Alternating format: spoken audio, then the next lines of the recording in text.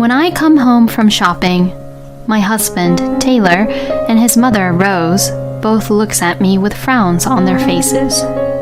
Hey, sit down. I need to talk to you about something. You're being terrible, aren't you? I really can't believe that you treated my mother so badly. Excuse me? My name is Melanie, and I am 27 years old, and I am a housewife. My husband, Taylor, and I are newlyweds and started living together this spring. When we got married together, Taylor had asked me to focus on being a housewife. In the beginning, our newly wedded life was a lot of fun. I would make breakfast and lunch for my husband, do laundry and the cleaning around the house, and after a bit of relaxing around the living room, I would go grocery shopping to prepare and begin cooking dinner. My husband would happily eat what I had cooked, and we were both living happily together. But unfortunately, such happy lifestyle for both of us ended after only a few months. A few months after we got married, my father-in-law Jim passed away due to illness. My husband said that since he was an only child, he felt sorry for his own mother Rose to be left all alone. So, because of that, he began to insist that he wanted for us to live together with Rose. To be honest, I was against the idea of moving in with Rose. The reason for that was because Rose did not seem to like me very much from the beginning. When I first greeted her, as it was decided that Taylor and I would get married, she said, "Well, if Taylor wants to get married, I can't really help it," and sounded as if she was completely against our marriage. So, that was why I did not think that living together with Rose would work so well. When I discussed this with my husband, he replied to me saying, "Oh, don't worry. Mom may look unfriendly at first, but she's actually really kind." The thoughts I had in my mind were changed by the fact that my husband said that without any hesitation and very confidently. So, in the end, I agreed to live with Rose as Taylor was insisting for it strongly. The move-in with Rose started with Taylor and I moving into her house because it was much more spacious. Oh, you two have come a long way. Mom, please do take care of us well from now on. We will both be in your care. Oh, come on. There's no need for any more formal greetings like that, so just come on in. Rose greeted us and welcomed us into the house with a kind smile. After we finished unpacking, Rose was very kind to us while we were having tea together in the living room. You know what? I want to eat Mom's fried chicken for the first time in a while. Oh, really? Well then, let's have the fried chicken today. I want to teach Melanie my special fried chicken recipe, so please help me make it, Melanie. All right, I will. Well, my husband may be right. Rose was very kind and not scary at all as I thought she would be.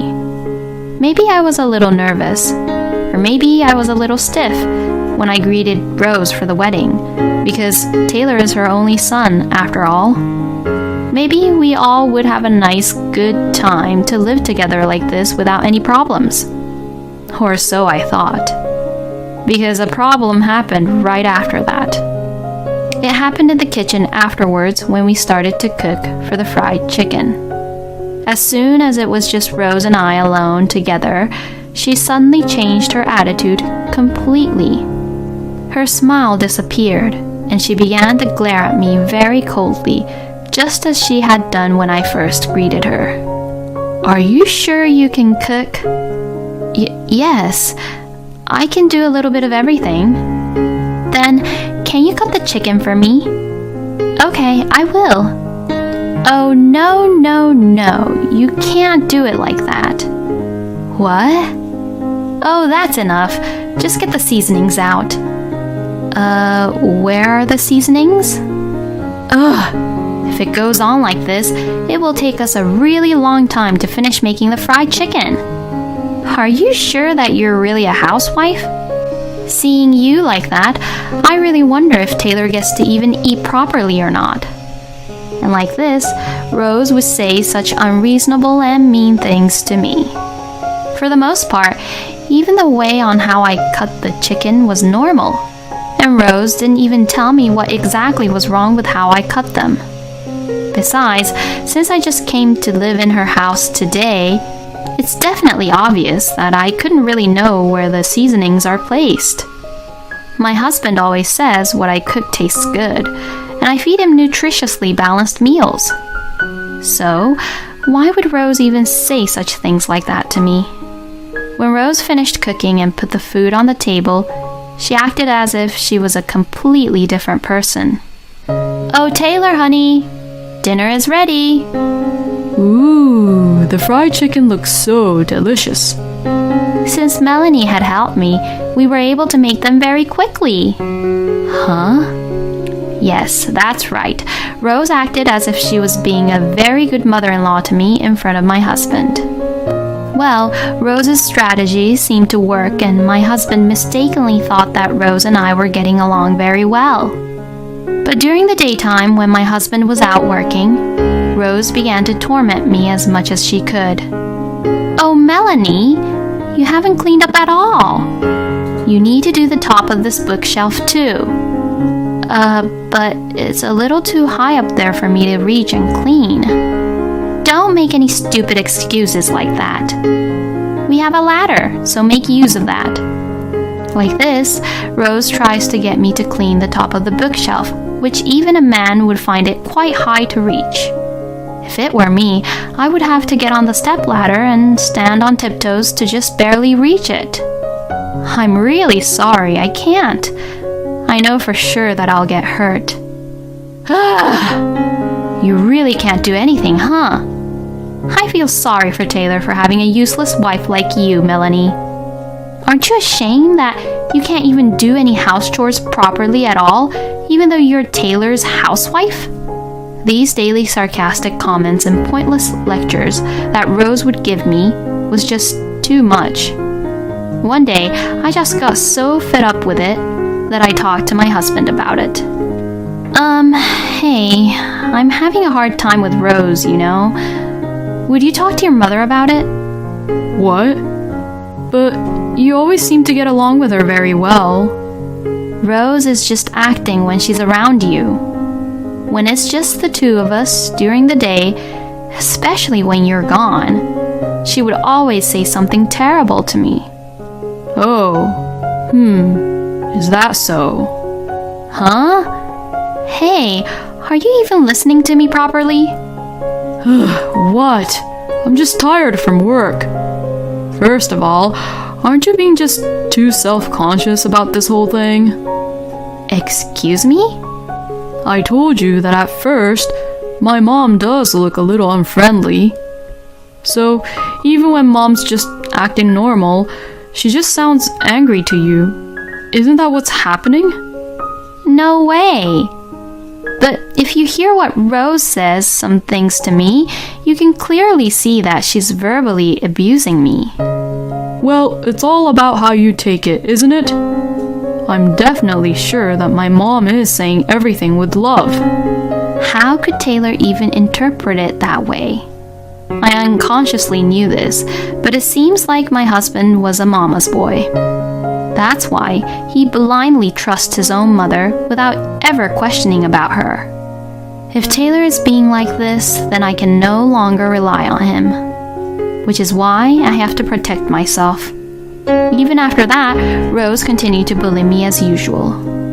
Rose made me do all the house chores while she just sat on the living room sofa and watched the TV.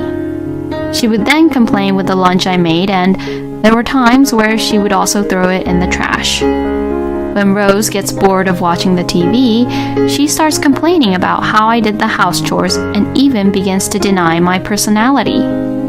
The only time I feel safe is when I go shopping at the supermarket for groceries by myself. But when it takes more than 20 minutes to do my grocery shopping, Rose would accuse me by saying, "You're late. You must be cheating on Taylor, aren't you?" And say such nonsense. And like this, I get to be free from Rose for only a few minutes. I've only been married for less than a year, and yet this is the situation. Is it possible that this situation will continue until Rose is gone for good? I really didn't want to continue living miserably like this. The words divorce were floating around in my head. Then one day, on the weekend, when I come home from shopping, my husband Taylor and his mother Rose both looks at me with frowns on their faces. Hey, sit down. I need to talk to you about something. You're being terrible, aren't you? I really can't believe that you treated my mother so badly. Excuse me? I'm treating Rose badly? When it's the other way around? What do you mean? I heard everything from my mom, you know. She says that she's being harassed by you. Huh? I heard that you force all the house chores onto her, ignore her when she tries to talk to you, and even throw her lunch that she made for you in the trash. Excuse me? I didn't know that you were such a horrible, lousy woman. Now wait a minute. I never did any of that. Are you saying that my mom is lying then? I look at Rose and I see her grinning. Oh, she really did it this time. Rose was spouting lies, and my husband is totally believing everything that she tells him. Mom says that she doesn't want to see you for a while. So go back home to where your parents are and reflect on your own actions. I was just fed up. To Rose, who harasses me in a really immature way, and to my husband, who is a mama's boy and who can't see through who Rose really was. I understand. I'll go back home to my parents' place. I pretended to feel bad and quietly packed up my belongings. Meanwhile, Rose was grinning at me and my husband, perhaps mistakenly thinking he was in a superior position, was looking very proud at what he was doing. I left their house, vowing that I would revenge them for what they had done to me. My parents were surprised when I returned with a large luggage, but they were so furious when I explained the situation. They told me to get rid of those people as soon as possible. I got to stretch my wings a little at my parents' house. I was able to have fun cooking meals with my mother without any complaints. I wondered how long it has been since I was able to sit on the couch and watch TV. After a few days of relaxing and recovering both mentally and physically, I went to a lawyer's office to prepare for my divorce. I also did some job hunting and had a few interviews with companies. I found a job sooner than I had expected, so now it was time for me to look for a place to live. And just like that, I was able to find a room that met my requirements. I felt as if my luck was telling me to divorce my husband, and everything was going smoothly. About 2 weeks after I was kicked out from Rose's house, I received a phone call from my husband. Have you calmed down now? Yes. Then if so, you may come back here now. So I went back to Rose's house. Then I would see both my husband and Rose with huge grins on their faces who were waiting for me. Did you reflect back on your own actions properly? Yes. Then apologize to my mom. If you do that, then you may live in this house again. No, thank you. What? I have been reflecting back on my lack of decisiveness. What the hell are you talking about? Thank you for everything you have done to me until now. Saying that, I put the divorce papers on the table. Huh? Divorce? Melanie, what is the meaning of this? I can't live with you two anymore. So let's just get a divorce, please. You must be kidding me, right? No, I'm being serious. No way. My husband was shocked, but when he realized that I was being very serious, he got really angry and emotional. Oh, really? Fine, do what you want. But what you did to my mom is unforgivable. Mom has suffered emotional distress because of you. I'm gonna get the certificate of diagnosis and sue you with it. That's right. You are such a menace for threatening us with divorce. Oh, I don't mind what you do, but if you do that, aren't you the one who's going to be in trouble for the false diagnosis or something like that? What the hell do you mean? And at this point, I called for my lawyer, who had been waiting in the car outside. What? A lawyer? Everything what Rose is saying is a lie. Excuse me? The lawyer then played the audio data that I had given him. On it were recorded audios of Rose's verbal abuse towards me. What?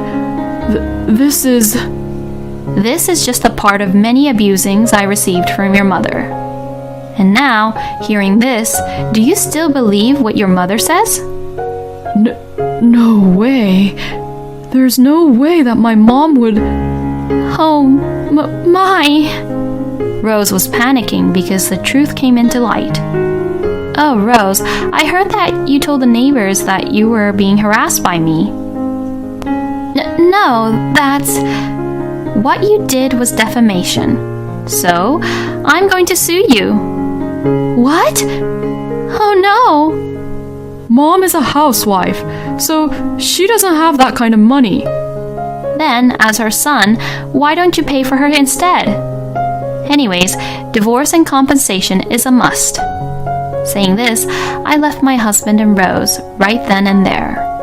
My husband and Rose were both unable to move from the spot with their faces being very pale. After that, things went smoothly. Taylor, not wanting to cause any more trouble, agreed to the divorce, and he also paid the compensation for Rose on her behalf. The neighbors no longer took Rose seriously after they all found out the truth of what had actually happened. And Taylor was also disgusted with Rose because of this incident, and she's now living all alone on her own with no one on her side. Well, Rose got what she deserved. And as for Taylor, I had an acquaintance at Taylor's office where he worked at, so I reported the whole story to that acquaintance. My ex-husband was labeled as a mama's boy who was abandoned by his own wife because of being a mama's boy, and people in the company laughed at him behind his back, which made him feel really small. When Taylor tries to leave on the dot, he is teased by people who says things like, "Aw, are you leaving already because you want to see your mommy?" Well, I'm sure that kind of teasing will eventually stop, but I'm sure it will make Taylor feel so small, as he had a huge pride in himself. Meanwhile, I am spending my days living in a new room, working at a new job, and with a fresh mind. The room is really comfortable, and the job is challenging. I'm not really interested to be in a relationship for a while, so I'm going to spend my money and time on my hobbies while enjoying the single life. Thank you for watching until the end. Please subscribe to our channel. We hope to see you in our next video.